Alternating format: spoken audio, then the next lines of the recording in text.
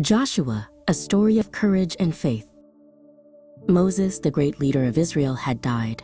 The people were sad and didn't know what would happen next.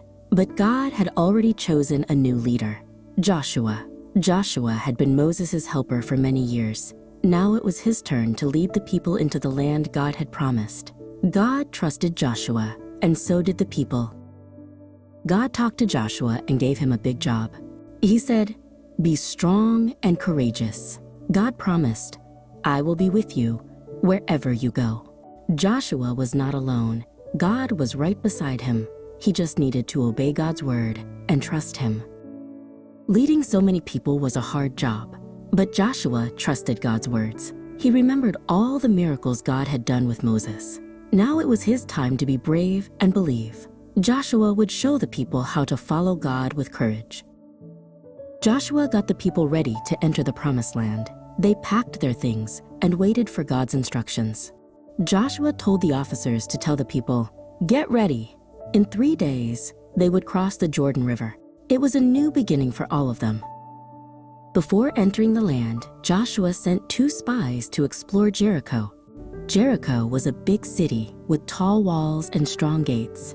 The spies stayed at the house of a woman named Rahab. She had heard about God's power and wanted to help. She believed in God even though no one else in her city did. Rahab hid the spies on her roof when soldiers came looking for them.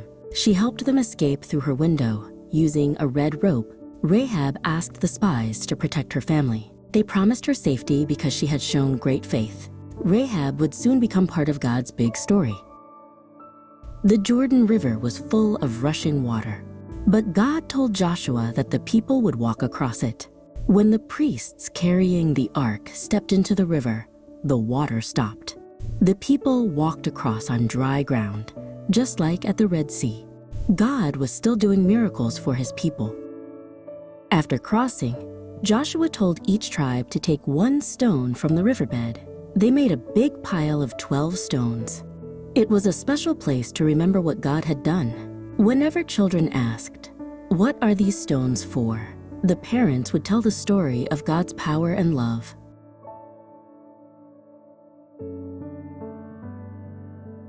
Jericho was strong and full of enemies, but God had a special plan to defeat the city. He told Joshua and the people to march around the city walls once a day for 6 days. They didn't shout or fight, they just obeyed. It was a strange plan, but they trusted God.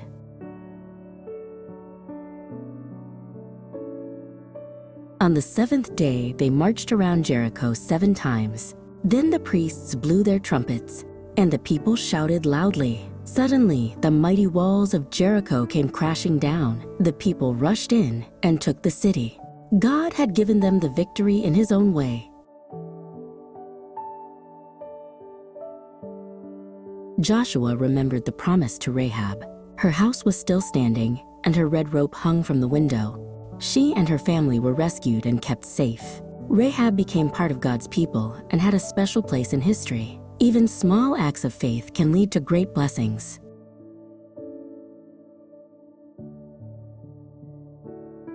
God told the people not to take anything from Jericho for themselves. But a man named Achan disobeyed and hid some treasure in his tent.